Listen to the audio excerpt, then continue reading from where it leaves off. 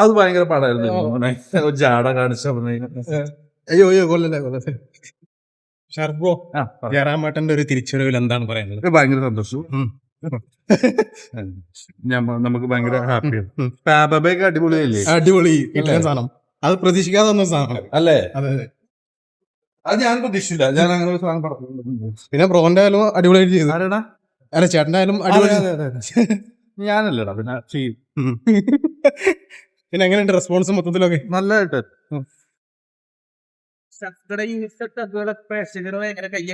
ആണല്ലേ? അങ്ങനെ ഇടിച്ചു പൊളിക്കില്ല. ഒരുപാട് കാശാവുമല്ലേ ഈ കോമഡി സോങ് കംഫർട്ടാണ്.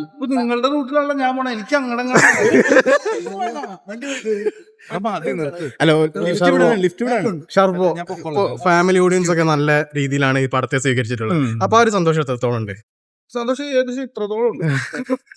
നല്ല വാക്കുകളാൽ പറയുമ്പോൾ നല്ല സന്തോഷമുണ്ട്.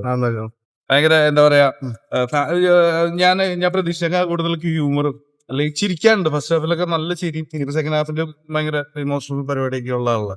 ഭയങ്കര സന്തോഷം. നമ്മളിങ്ങനെ ചെറിയതാണെങ്കിലും റോൾ ചെയ്ത് സിനിമ ഇത്ര വലിയ സ്വീകരിക്കുന്നതിൽ ഭയങ്കര. ഈ സെറ്റിലും ഇതേ ജോളി ടൈപ്പ് തന്നെയായിരുന്നു. ഫുള്ള് സെറ്റിൽ ഞാൻ ഭയങ്കര ചാടേ ജീവിക്കായിരുന്നു.